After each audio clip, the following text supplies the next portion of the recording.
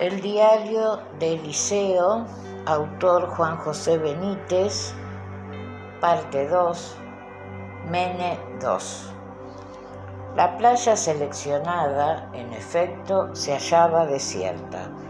Paseé por los alrededores, pura piedra, sal, guijarros blancos y nula vegetación. El paraje era blanco y amarillo, la desolación de las desolaciones.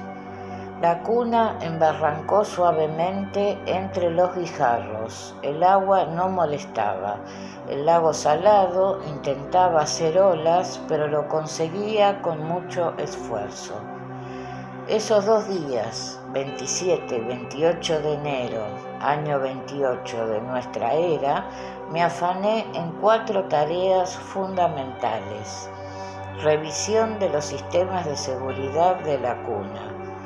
Chequeo de mi salud, exploración minuciosa de la lengua y examen de los equipos y de la indumentaria que debería cargar en el próximo viaje a la aldea de Zaida. Iré por partes.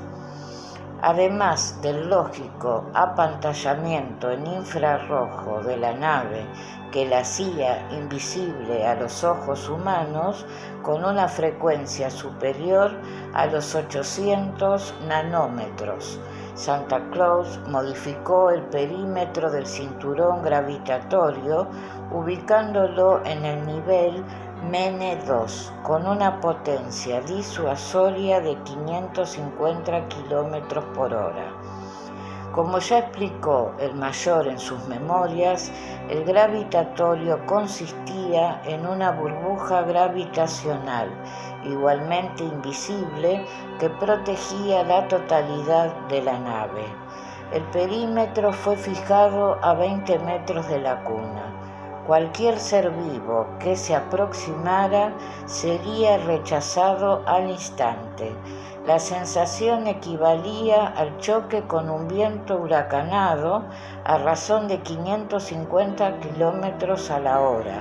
Imposible traspasar dicho muro. La poderosa emisión de ondas gravitacionales partía de la membrana exterior de la cuna y era proyectada por el ordenador central según la voluntad de los pilotos. El sistema para activar y desactivar dicho cinturón también fue modificado, pero me referiré a ello en su momento. Estimé que con estas defensas era más que suficiente para garantizar la seguridad de la nave. Santa Claus estuvo de acuerdo. El gasto energético, además, se vio sensiblemente mermado. Santa Claus sugirió la desconexión de las mangueras que suministraban oxidante y combustible al J-85 y a los restantes motores. Llevaba razón. El tetróxido de nitrógeno y la mezcla de hidracina y dimetilhidracina asimétrica eran propulsores hiperbólicos, es decir, al combinarse se queman espontáneamente. Dejar conectadas las mangueras era un riesgo. Los tanques, por supuesto, fueron convenientemente aislados, aunque, como dije, el volumen de combustible era mínimo. El ordenador se responsabilizó de su chequeo, velando para evitar cualquier fuga. En caso de emanación, la alta toxicidad habría puesto en peligro la vida del piloto y de todo el entorno. En un hipotético caso poco probable de caída del sistema por fallo de la pila atómica SNAP 27, dejé preparados los 12 espejos metálicos que deberían aprovechar la intensa radiación solar del Mar Muerto, convirtiendo la luz en energía eléctrica. Estos espejos, con revestimiento de plata, estaban capacitados para generar hasta 500 watts. En ese tiempo, año 28, el número de horas de sol en el Mar Muerto era de 4.000 al año, sobre las 4.336 horas posibles. Respecto a la pila atómica, como fue dicho en su momento, su capacidad para transformar el plutonio en electricidad estaba garantizada por un período de 10 años. En suma, todo fue dispuesto minuciosa y satisfactoriamente. Mucho más que una curación. El siguiente paso, innecesario, fue la revisión de mis redes neuronales. Y digo innecesario porque yo sabía que mi estado de salud era bueno. Como fue explicado, los sucesivos procesos de inversión de masa alteraron el crecimiento de una enzima responsable de la síntesis de la óxido nítrico sintasa. Este radical libre estaba destruyendo nuestros cerebros. Si la destrucción de las neuronas continuaba, nuestras vidas terminarían en breve. Me equivoqué en la estimación. Mi estado no era bueno, era excelente. Según Santa Claus, que llevaba a cabo el chequeo, las redes neuronales se vieron sensiblemente incrementadas. La población de neuronas aparecía por encima de los 14.000 millones, pero más desconcertante fue que las pérdidas eran prácticamente nulas. Y digo desconcertante porque en una persona adulta y sana, esas pérdidas anuales oscilan alrededor de 36.500.000 neuronas. Mi cerebro no tenía pérdidas neuronales. ¿Cómo podía ser? Y en mi mente surgió una imagen, Jesús de Nazaret, pero la rechacé.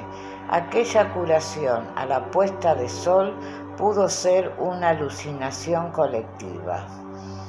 Como consecuencia de este inexplicable saneamiento de mi cerebro, la memoria resultó especialmente beneficiada. Si ya era buena, los médicos la denominaron hipermnesia. A partir de aquel 17 de enero del 28, se convirtió en una memoria panorámica.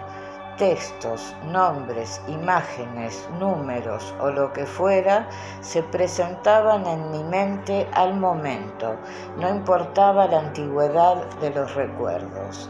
Mi memoria declarativa se convirtió en un tesoro. Santa Claus detectó también un notable aumento de una proteína llamada CREB, así como un canal iónico que emitía una brillante luz azul, el canal rodopsina 2. Ellos podrían ser los responsables de esa excelente memoria. Del cáncer terminal, ni rastro. 300.000 denarios. A continuación revisé mi indumentaria, el saco de viaje y los dispositivos de seguridad que debía portar en el próximo viaje. Primero, túnica negra de lino con 2 franjas verticales rojas en el centro y de arriba abajo. Sac o taparrabo, 3 pares.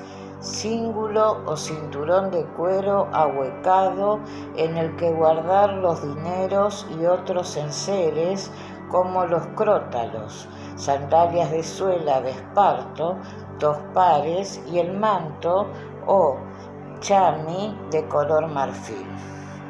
2. Saco de viaje, petate. Algunas provisiones, pocas, fundamentalmente higos prensados, pasas y nueces. una calabaza hueca con la pertinente ración de agua filtrada y hervida. Los dineros, disponía de 300.000 denarios de plata en un banco de Nahum, es decir, 2 millones de sestercios. A un interés del 3%, me proporcionaban algo más de 750 denarios al mes, el equivalente a $8.000 de 1973. Un dinero más que suficiente para vivir, teniendo en cuenta que un jornal medio diario ascendía a un denario. Cargué lo justo para el camino hasta la aldea de Nahum. El salvoconducto de Poncio, el documento escrito en griego, había sido fechado en el mes de Elul, agosto-septiembre del calendario judío del año 26 de nuestra era. Fue Jasón quien lo consiguió. Podía resultar muy útil. Repasé una de las cláusulas y sonreí.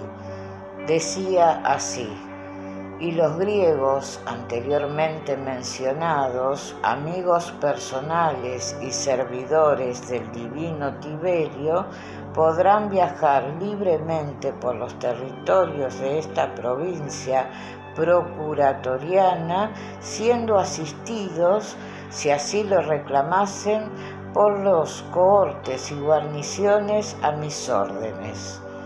Las crótalas necesarias para orientar los ultrasonidos y el láser de gas de alta energía, como fue explicado en su momento, eran unas lentes de contactos muy especiales, relativamente parecidas a las fosas infrarrojas de las crótalos, permitían la visión en el espectro del IR.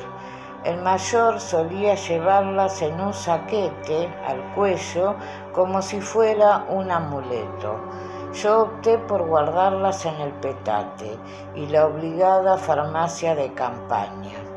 Me sentía tan bien, tan pletórico, que tentado estuve de prescindir de ella, pero el sentido común y las normas de caballo de Troya me obligó a guardar algunas ampolletas de barro, lo justo, a saber, medio centenar de tabletas de dimetilglicina, el antioxidante, y otras tantas dosis de cloroquina en previsión de la peligrosa y siempre acechante malaria.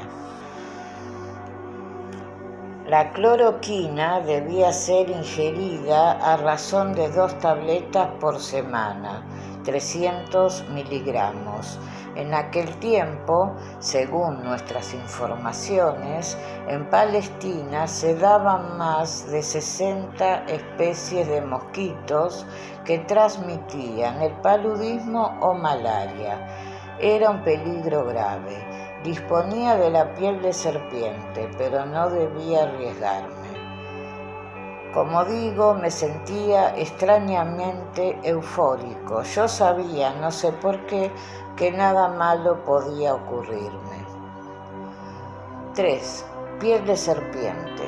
Me rocié la totalidad del cuerpo, excepto la cara. Debería renovarla en un máximo de 90 días. Las características de esta protección fueron sobradamente detalladas en los diarios de Jasón. 4. Vara de Moisés. Lo dejé para el final. Revisé las emisiones defensivas ultrasónicas y las probé con los pájaros. Cayeron inconscientes. Modifiqué las ondas de 18.000 a 21.000 Hz. Perfecto. Los ultrasonidos se deslizaban por el cilindro de luz sólida que los protegía del aire a casi la velocidad de la luz y con un alcance que oscilaba entre 5 y 25 metros. Se trataba, como definió Jason en sus memorias, de un arma meramente disuasoria. Los ultrasonidos penetraban en la cabeza del individuo o del animal y lo dejaban sin sentido durante algunos minutos. Lo recomendado era utilizarlos con la ayuda de los... pero no siempre fue posible. Después me centré en el láser de gas. Era un sistema defensivo que no convenía utilizar contra las personas. En realidad fue ideado como herramienta para usar sobre cosas o animales. De la zona superior del cayado, cuando pulsaba uno de los clavos de cobre, surgía un haz de luz, igualmente apantallado en infrarrojo, de alta energía que cortaba el titanio a razón de 10 centímetros por segundo. La potencia regulable alcanzaba los 15.000 vatios en centésimas de segundo. Camino del Sham, Jason tuvo oportunidad de probar el láser de gas en un derrumbe de rocas. El resultado fue espectacular. Y, satisfecho, me preparé para una primera visita a la población más cercana. Masraa. El martes 27 de enero, año 28, a la hora sexta, 12 del mediodía, me encaminé hacia Masraa, ubicada hacia el sureste a poco más de 3 kilómetros de la cala del Hombre Rojo, donde fue varada la cuna. A buen paso podía alcanzarse en 30 o 40 minutos. Masraa, también llamada Ciudad de la Sal, era un núcleo urbano de mediano porte, poblado por una confusa mezcla de beduinos, egipcios, negros, africanos, sirios y judíos. Las viviendas eran singulares, estaban edificadas con bloques de sal, carecían de puertas y ventanas, accedían al interior por las terrazas. En todas las viviendas se veían largas escaleras de mano apoyadas en las paredes por las que subían y bajaban los inquilinos. Me limité a callejear y husmear. Pensé en alquilar o comprar una caballería. Hubiera sido de gran utilidad para el gran camino hasta el Sham o mar de Tiberíades, pero lo pensé mejor y desistí. No deseaba crearme problemas añadidos desde el primer momento. Un río seco visitaba Masraa, era el Wadi Beni Ahmed. Al final se dividía en 2 tramos. La ciudad fue levantada entre dichos brazos. Alrededor de la población crecía un esforzado corro de palmeras animadas por 2 milagrosos manantiales. Jason, en su peripecia en la ciudad de la sal, hace una detallada descripción de ella. No me alargaré en ese asunto. Ubiqué un mercado en el que se vendía de todo. Compré algunas provisiones y examiné con detenimiento las entradas y salidas de la pequeña ciudad. Nunca se sabe. La incursión me sirvió para probar el Lev y su gemelo, la cajita azul como la definió el mayor.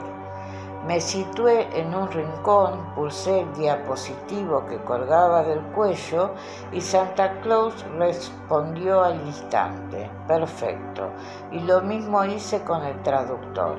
Regresé al mercado y pregunté en koiné, griego internacional, el precio de una carne de vaca.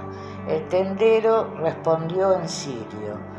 Activé la otra cara del Lev y recibí en mi mente la correspondiente traducción en inglés. Pardiez, qué perfección. La ciudad vivía básicamente de la sal. La extraían a toneladas y la exportaban por tierra y en las barcazas que cruzaban el Mar Muerto, al que llamaban Hamelab, lago de la sal. A excepción del pequeño oasis que daba color a Masraa, mirase hacia donde mirase, todo era sal, una superficie blanca que lastimaba los ojos. A la caída del sol regresé a la cuna. La oscuridad llegó puntual a las 17:04. NCS. La jornada del miércoles 28 de enero, año 28, la dediqué casi por completo a la revisión de los equipos proporcionados por el general Curtis en la última reunión.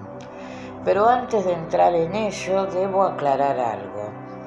No comparto el criterio del mayor a la hora de describir el arsenal técnico y científico que nos fue encomendado. Soy militar, así me siento, y entiendo que tales dispositivos son secretos. En consecuencia, no hay por qué revelar los detalles. Dicho esto, procederé a enumerar y resumir, muy por encima, algunas de las ayudas que Lobo 1 puso en mis manos. Parte de las descripciones ha sido alterada intencionalmente. 1. Sistema NCS. Las siglas corresponden a colonia neuronal compartida. Se trata de un dispositivo revolucionario basado en las investigaciones de la USAF sobre biocibernética, en el cual han trabajado científicos como Donchin, Fujimaki, Furtscheller y Suter, entre otros.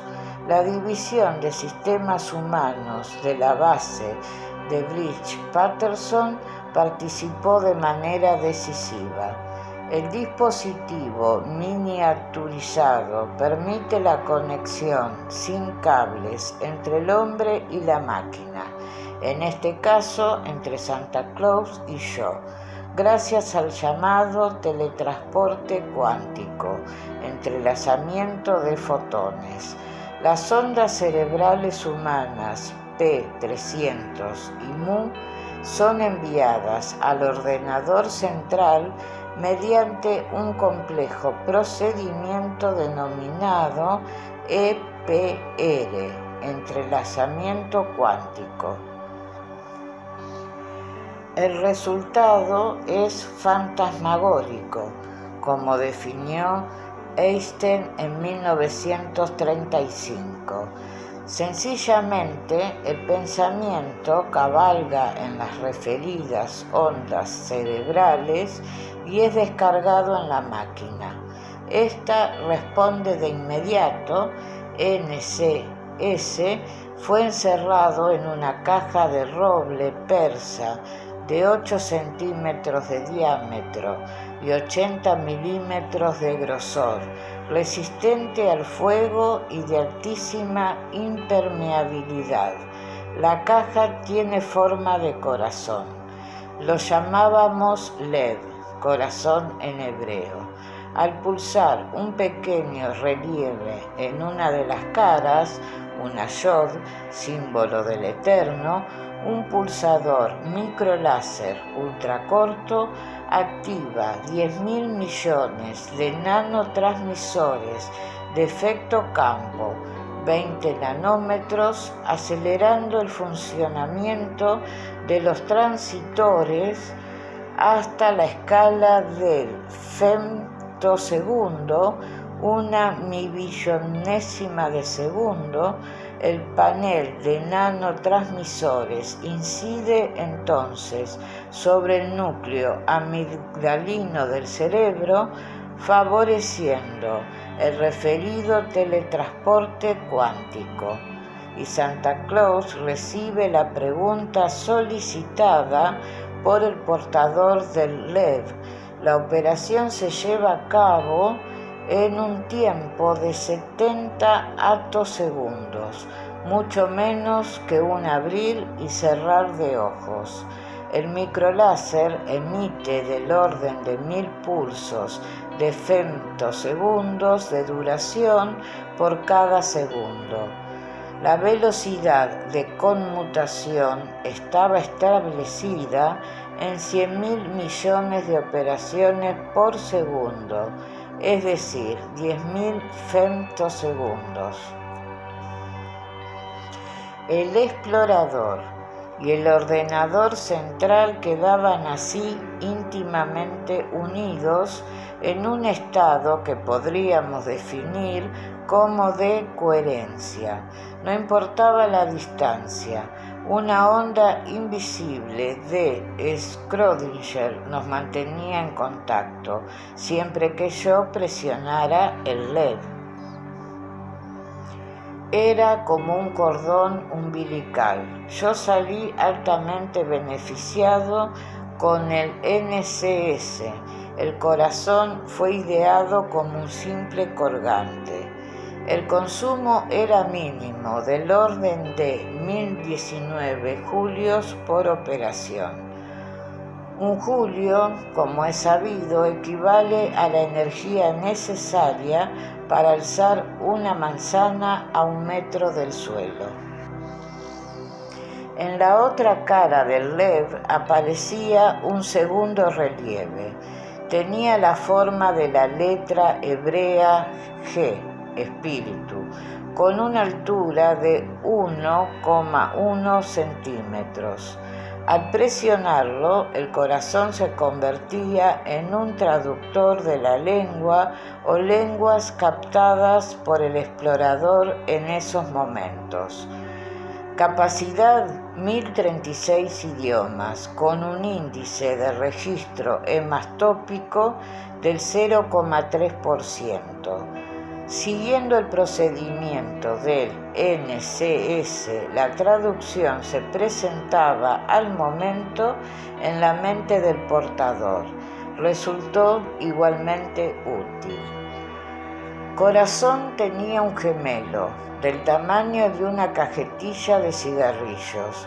Fue utilizado únicamente en las proximidades de la cuna. 2. Armadura. El dispositivo no es nuestro. El invento fue del ruso Veselago en 1967.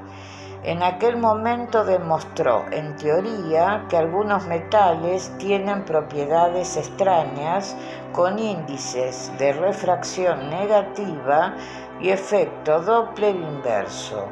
Pues bien, la DARPA, Agencia de Investigación de Proyectos Avanzados de la Defensa, dependiente del Pentágono, logró robar el hallazgo del soviético. Y nosotros, a su vez, se lo robamos a la DARPA. La armadura, en pocas palabras, lograba la invisibilidad de un cuerpo, merced al control del índice de refracción de la luz visible, es decir, mediante la curvatura de la luz. El dispositivo, fabricado con nanotubos de carbono de 50 nanómetros, capaz de resistir una tensión de 120 gigapascales, provoca una refracción negativa equivalente a la del aire, 1,0003. Como digo, lo llamábamos la armadura. Tenía forma de equipá o solidio. Se colocaba sobre la cabeza, se activaba con un tercer relieve, la letra hebrea Nun, ubicada también en el LED. Y de los nanotubos se derramaba una cascada de agua pulverizada con refracción negativa que hacía invisible al portador de la armadura. Peso del dispositivo, 200 gramos. Inconvenientes, la limitada duración. escasos 20 minutos, y la necesidad de utilizarlo en lugares con una humedad mínima del 70%. También resultaría útil. 3. Extractor. De este último invento me ocuparé más adelante. Fue igualmente útil, ayudó mucho, en especial a la hora de conseguir nuevas muestras biológicas de Jesús de Nazaret y de su familia carnal. Camino del Yam. Y al amanecer del jueves 29 de enero del año 28 de nuestra era, partí hacia el norte, siguiendo la orilla oriental del Mar de la Sal. El tiempo era excelente, cielo despejado y 21 grados Celsius en el instante del orto solar, 6 horas y 33 minutos. Algunos barcos cruzaban la superficie plateada del lago. En lo alto, lejano, observé una luna casi llena. Cargué el petate y me preparé mentalmente para lo bueno y para lo malo. Fui tomando referencias. Al estilo del Mayor, crucé a Galain, otra población volcada en la exportación de sal y muy cercana a Masraa. Dejé atrás los ríos secos llamados Yuqueib y Mujib y tuve un primer encuentro con una bola de serpientes, posiblemente víboras cornudas. Fue una ocasión excepcional para probar el láser de gas. La fulminé. En 6 horas cubrí la distancia que separaba Masraa del Wadi Sarad, sobre el que se alzaba la fortaleza de Maqueronte, de tan triste recuerdo para Jasón. Y a la hora sexta, 12 del mediodía, divisé el torreón de las Verdes, muy próximo al citado Wadi Sarad. Me hubiera gustado conocer a Raizos, el conseguidor dueño del torreón y esposo de las Verdes. Había leído las memorias del Mayor y sabía quién era, un tipo sambo que hablaba con refranes y que abastecía el palacio fortaleza de Antipas, pero no deseaba entretenerme y lo dejé para otra oportunidad. Antes de cruzar el Wadi seco del Sarad, descubrí por la izquierda una familiar reunión de grandes rocas rojas. También las reconocí. Entre ellas se alzaba el peñasco de los grafitis, como lo bautizó Jasón. Allí me detuve unos minutos y contemplé los nombres grabados a 15 metros de altura, casi en la cima de la roca Sequel, el que sabe de relámpagos, Germoní, el que enseña a desencantar, Semi Hassad, y recordé divertido el traspié del Mayor cuando intentaba investigar las grabaciones. El humilde Calástropis, o manzano de Sodoma, lo salvó de una muerte segura. Lo que mi hermano no supo nunca es que aquellos 16 nombres alineados en 5 columnas correspondían a otros tantos ángeles caídos de los 200 que bajaron en el monte Hermón hacía más de 400.000 años. Pero esa es otra historia. Me alejé del Wadi Sarad y, sin tropiezos, me aventuré en la ciudad de Calioli. Allí repuse fuerzas. La población era básicamente beduina, muy amable y hospitalaria. Y una hora antes del ocaso crucé el río seco que llamaban Sarca o Nahaniel. Nadie me incomodó.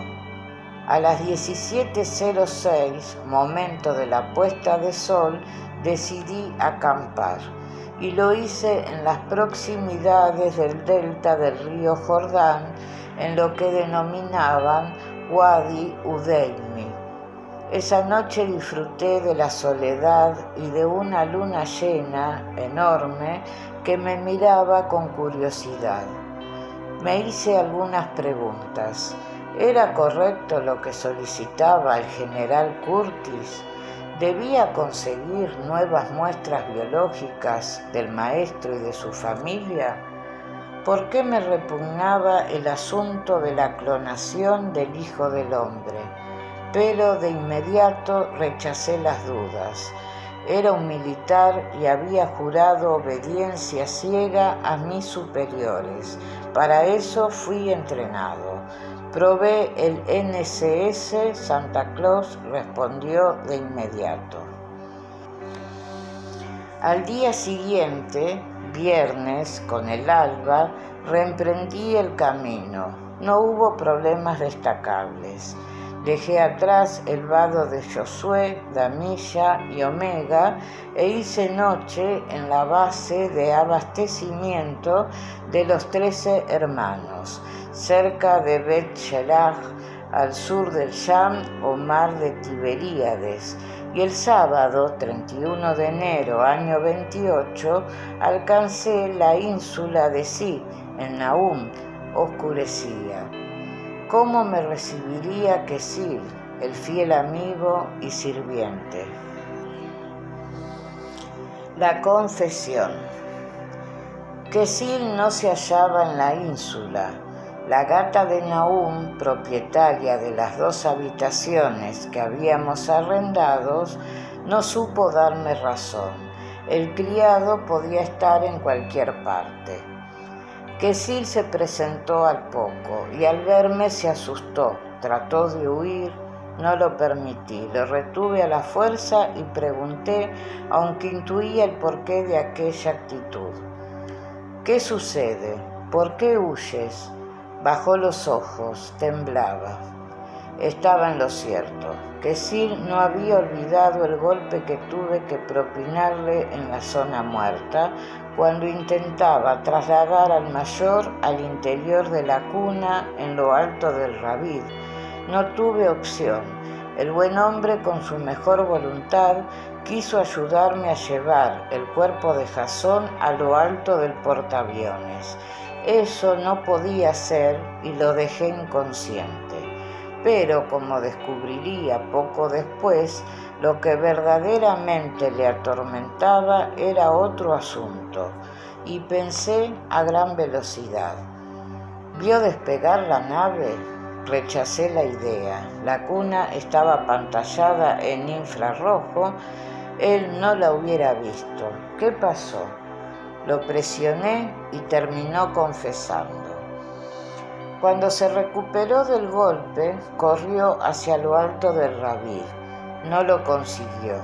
Un viento fortísimo, manifestó, me lanzó de espaldas al suelo.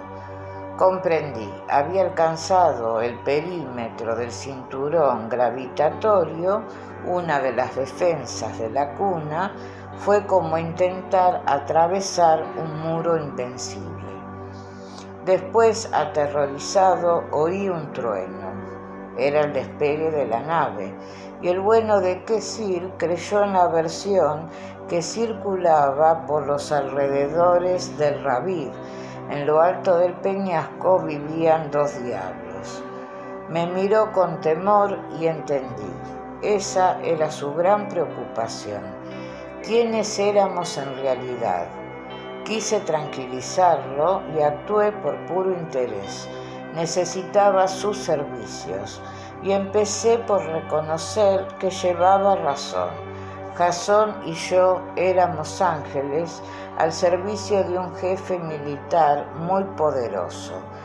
Eso le dije. Procedíamos de un mundo lejano. Kesil era inteligente, aunque su nombre significaba tonto, y Orión, la constelación.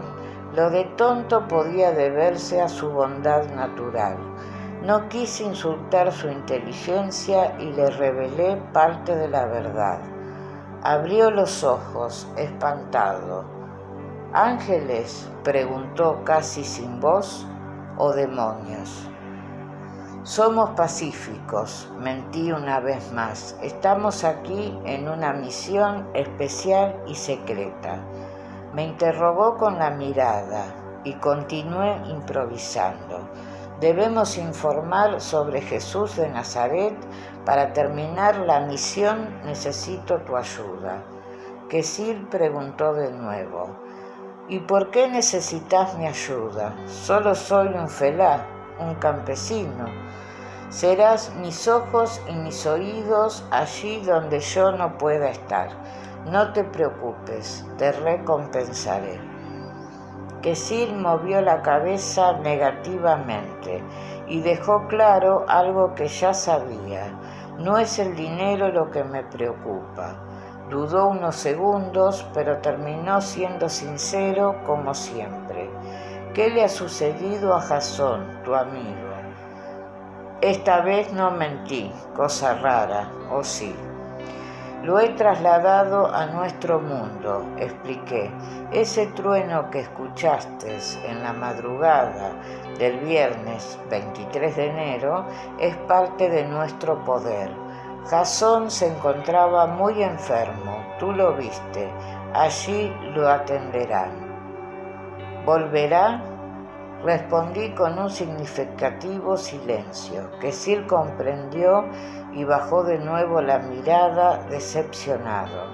Aquel hombre apreciaba y mucho al mayor, como casi todo el mundo que llegó a tratarlo, y Quesil terminó serenándose. Solo te pido, continué, que esta conversación quede entre nosotros. Nadie debe saber.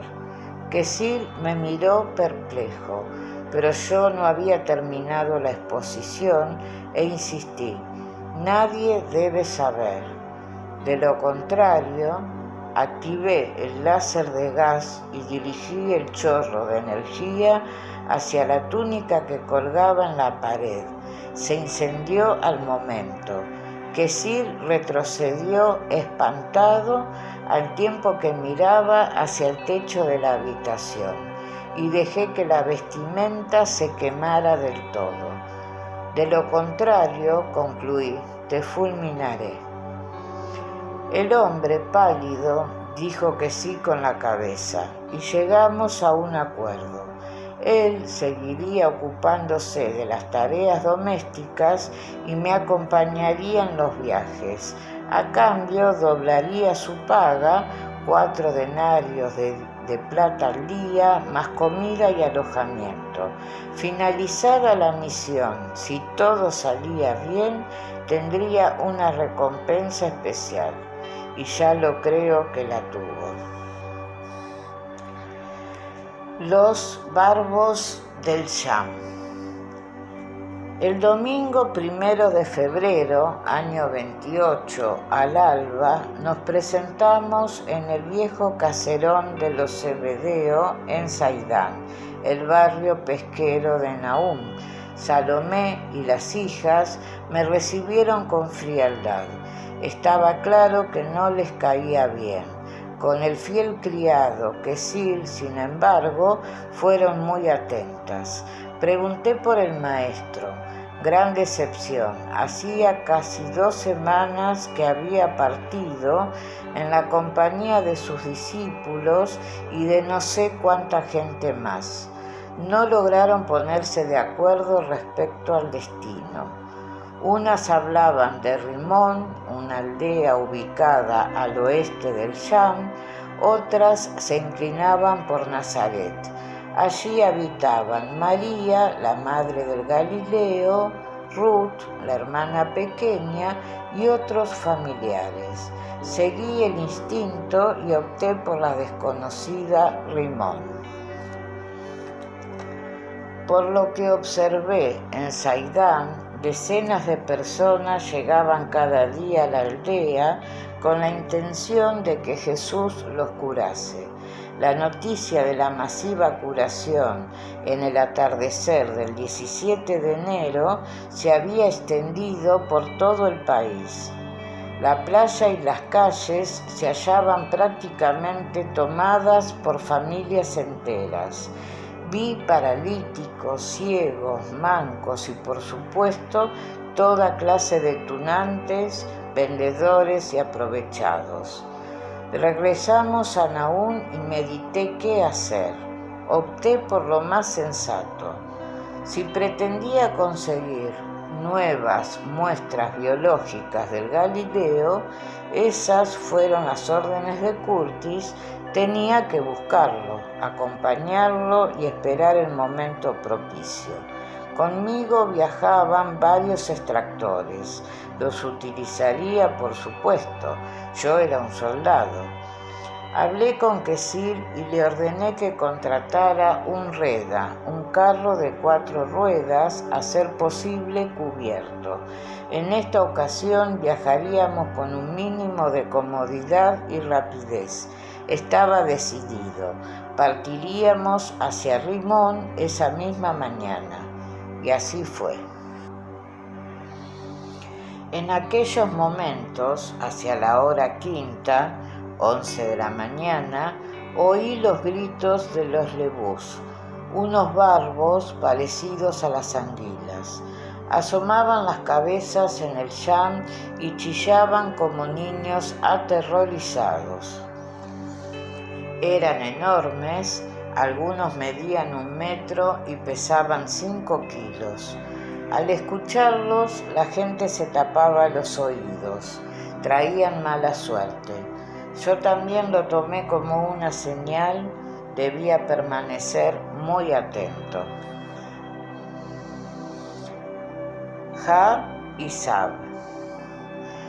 Quesil trabajó eficazmente y con rapidez.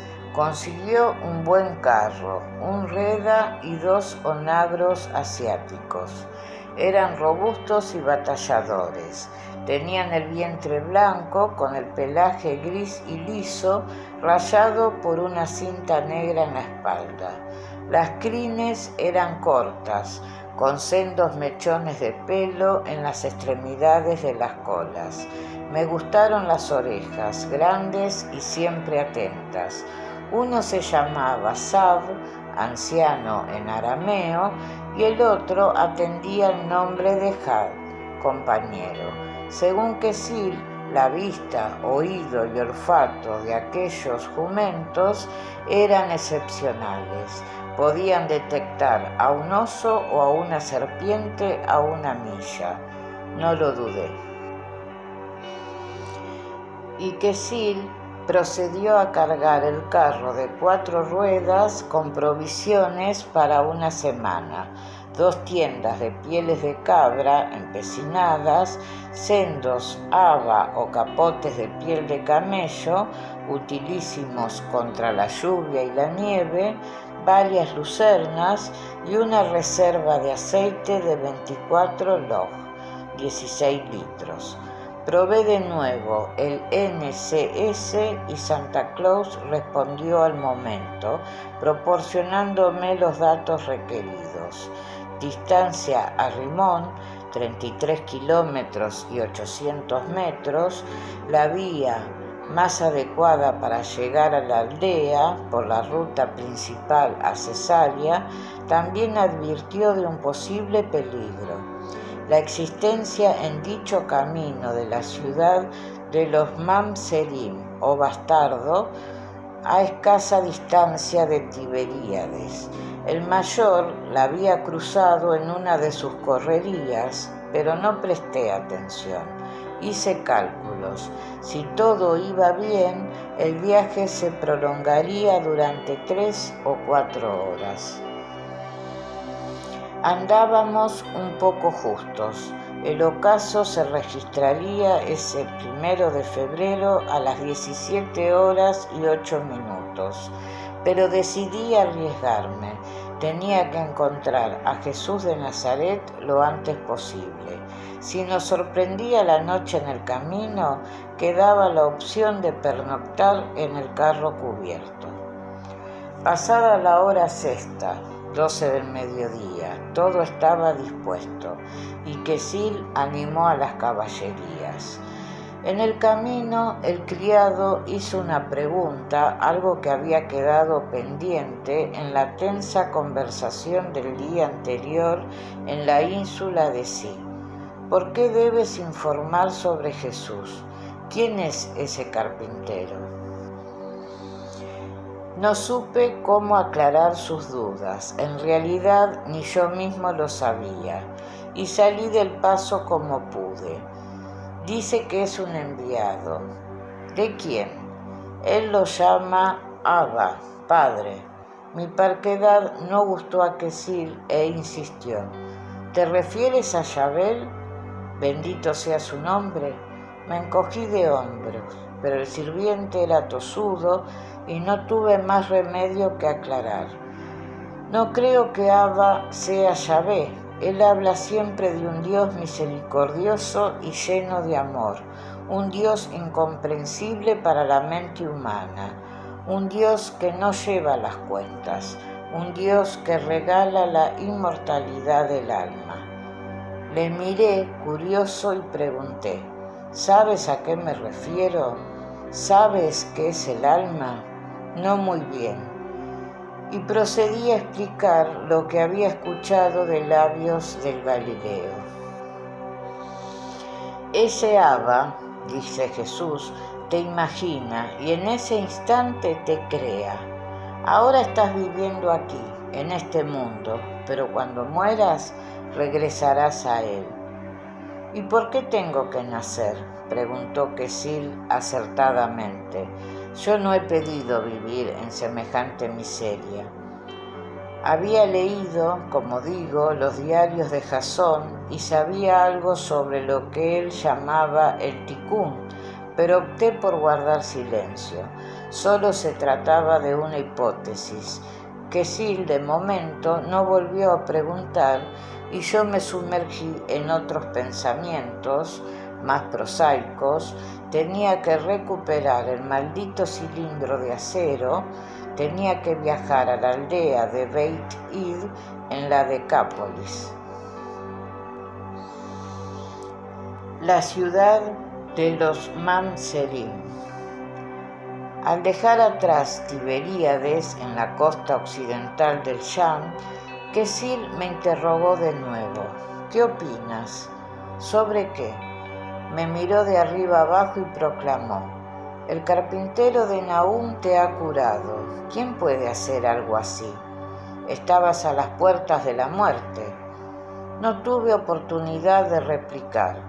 A cosa de 2 kilómetros de la referida Tiberíades, en una zona que llamaban Mizpa, fuimos engullidos de pronto por un mar de chabolas. Era la ciudad de los Mamzerim, los bastardos.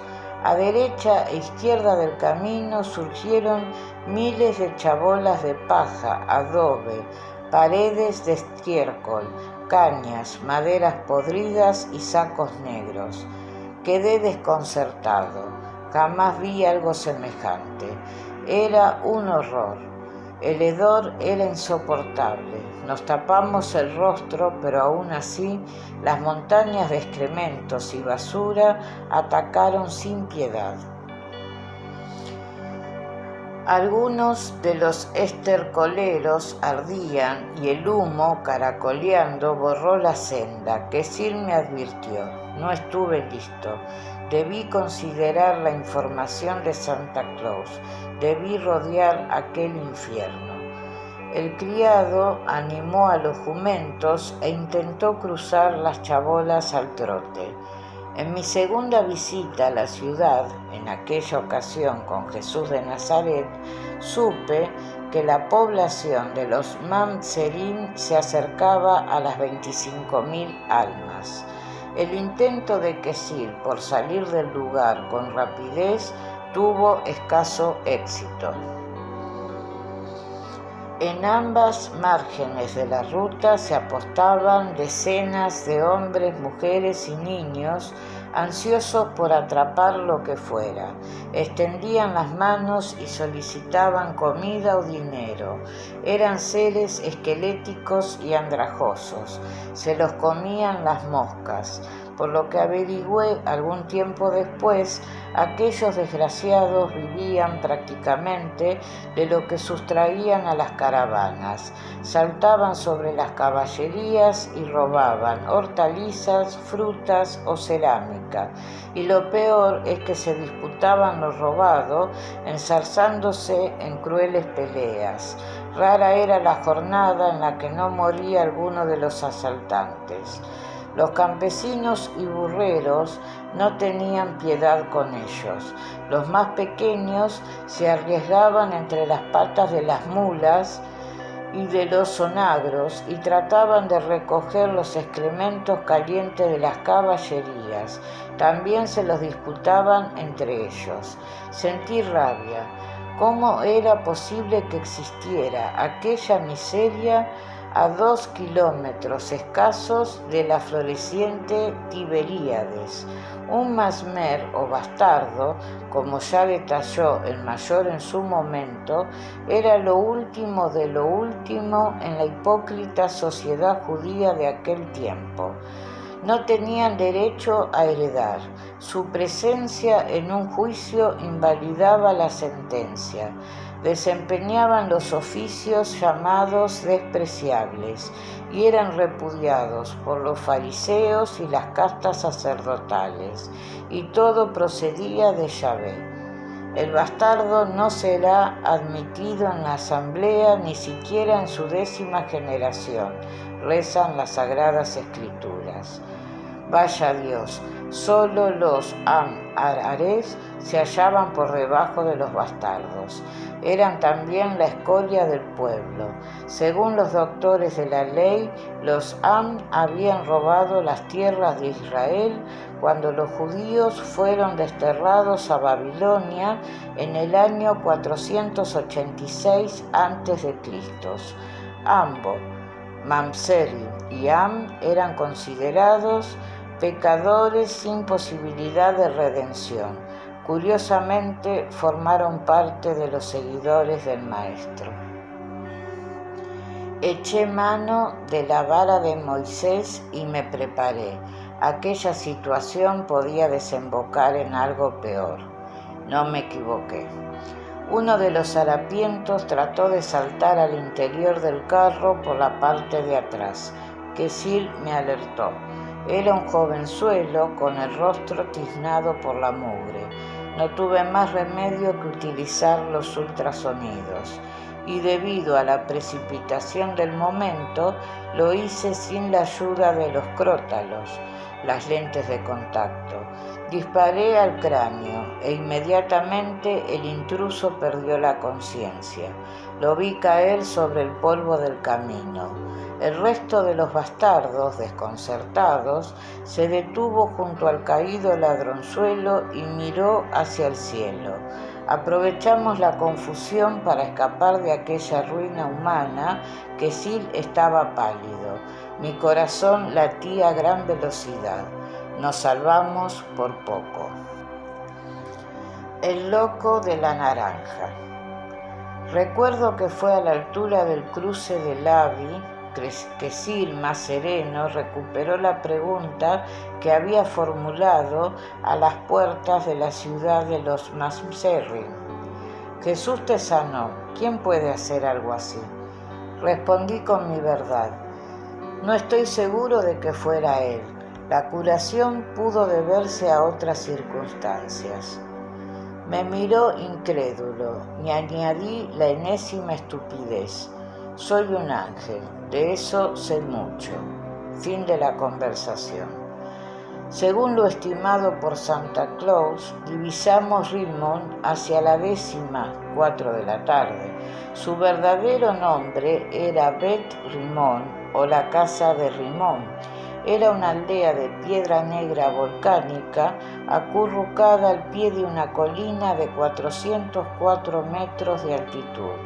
Más allá, al norte y al este, se alzaban otros 2 peñascos de 500 y 359 metros respectivamente.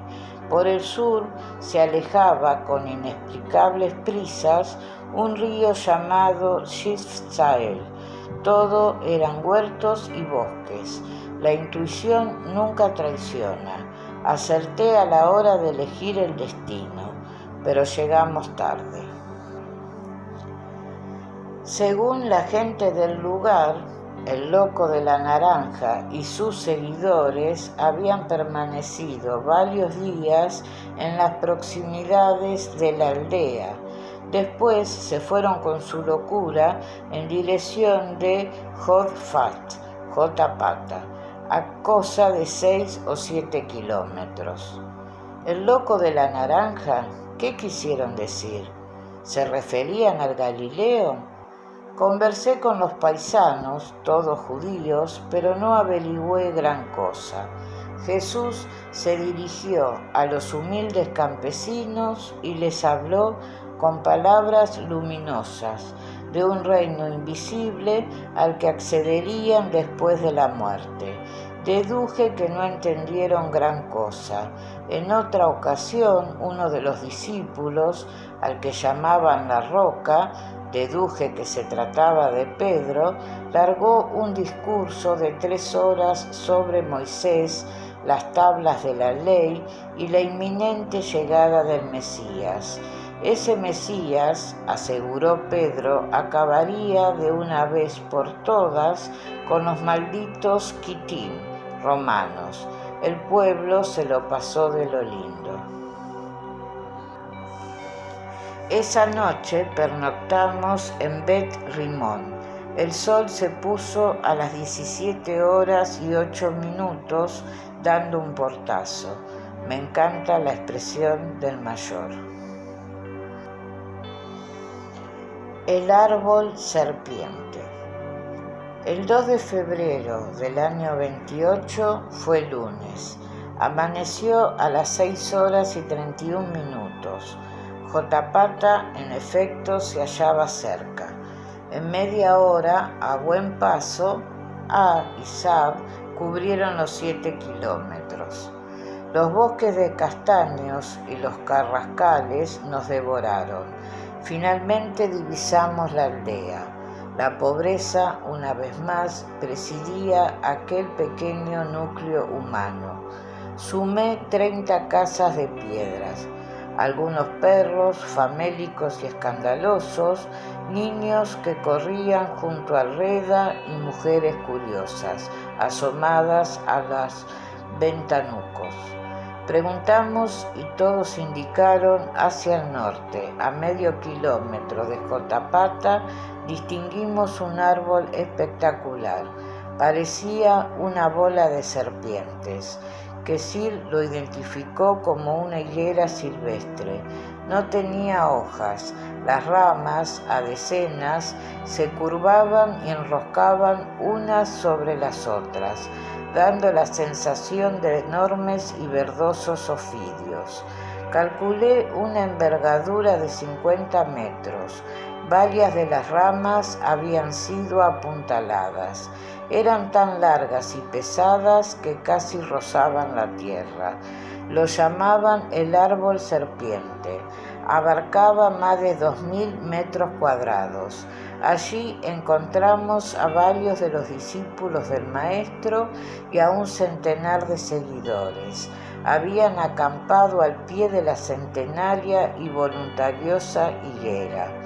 La gente del pueblo y de la zona veneraba al árbol serpiente, lo consideraban mágico y colgaban cinta de colores de las ramas o depositaban candelas entre los cientos de pequeñas raíces que conquistaban el suelo.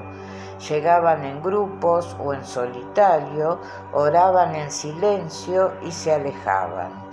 El espléndido ejemplar me recordó otro ficus existente en Kandy, Sri Lanka. Los guías en aquella visión turística me aseguraron que se trataba de una higuera similar a la que protegió a Buda durante su proceso de iluminación. Según la leyenda, la higuera original fue destruida, pero un esqueje fue trasladado a Sri Lanka y trasplantado en el año 288 a.C. Dudé, claro está. Quesil arrimó el carro a la referida higuera y yo me dediqué a curiosear. No vi al Galileo. Los discípulos me saludaron, aunque con cierta frialdad. Habían montado el campamento al pie del árbol. Allí descubrí a Pedro sentado contra el tronco, dormitaba y cabeceaba. Andrés, su hermano, jefe de los 12, permanecía cerca. Me miró y sonrió con timidez. Sus ojos claros no me perdieron de vista. Juan de Zebedeo, seco como una caña, discutía con alguien. Lo recordaba como un sujeto desagradable y vanidoso. Me vio, pero me dio la espalda. Lo sabía, odiaba a los paganos como yo. Santiago, su hermano, hizo un gesto con la cabeza. Era su forma de saludar. Correspondí sin más y continué caminando entre la gente. Bartolomé, al que llamaban el oso de Caná, se dolía de su pierna izquierda, aparecía inflamada. Las varices eran gruesas y azules. Fue el único que preguntó por Jasón. Tomás se hallaba enfrascado en algo que le fascinaba, los dados. Los lanzaba sin cesar y cantaba las jugadas. Casi siempre jugaba solo. Me miró con el ojo bueno y dibujó una sonrisa, pero duró poco. Los dados lo absorbían. El ojo izquierdo, estrábico, siguió mirándome cuando me alejé. Mateo Leví se encontraba a su lado. Tenía los ojos azules clavados en las ramas de la higuera. Supongo que estaba admirado ante aquel portento de la naturaleza. Al verme hizo una ligera inclinación de cabeza. Era un hombre parco, pero honrado, aunque Juan Zebedeo y otros lo despreciaban por su condición de gabaíd o recaudador de impuestos. Descubrí también a una decena de seguidores del Bautista. No sé por qué aquellos tipos no me gustaron. La forma de pensar de Jehoán había sido muy diferente a los planteamientos de su primo lejano. Aquello no podía terminar bien. En efecto, por más que busqué, no logré encontrar al Galileo. Tampoco pregunté, y supuse que se hallaba en alguna de las colinas próximas en comunicación con su Padre de los cielos. Conocía sus costumbres, lo había visto durante nuestra estancia en el monte Hermón. Y de pronto sorpresa, allí descansaban 3 viejos conocidos. ¿Qué demonios hacían bajo el árbol serpiente? Uno era Aru, el negro tatuado, curado por Jesús, según el mayor, de un mal llamado Amok, una especie de locura que lo transformaba en un ser violento y muy agresivo. Lo había visto en el Khan de Así, el Eseño, en el lago Ule. Tendría algo más de 20 años. Era negro como el carbón, muy alto y musculoso, y con el cuerpo tatuado, de la cabeza a los pies con pequeños círculos. Lo llamaban Aru, mira en arameo, porque esa, Aru, era su palabra favorita. Mirá, mirá, repetía constantemente. Lo acompañaba Sitio, el homosexual que conocimos en el cruce de caminos en Kasrín, al norte de la Galilea. Vestía de azul celeste, muy llamativo, con el cráneo afeitado y brillante. Aparecía con los ojos maquillados en un verde apagado. Ambos me miraron, pero no me reconocieron. Y recordé una de las escenas en la posada de Kasrin. Sitio, aunque de origen pompeyano, era un seguidor de Hillel. En las paredes del albergue había colgado planchas de madera con frases del filósofo judío. El maestro fue a colocar sus manos sobre los hombros de Sitio y respondió a la pregunta del homosexual: «Amigo, no soy como Hillel». Hillel fue un brillante jajamín o interpretador de la ley mosaica. Fundó una escuela rabínica, destacó por su sabiduría y humildad. El maestro sacudió los hombros del ruborizado Sitio y declaró: «No soy como Hillel, soy la esperanza, la que ahora te falta». «Pero, ¿quién eres tú?», preguntó Sitio. «Te lo he dicho, soy la esperanza. El que me conoce, confía. Quiero conocerte mejor. Si tanto lo deseas».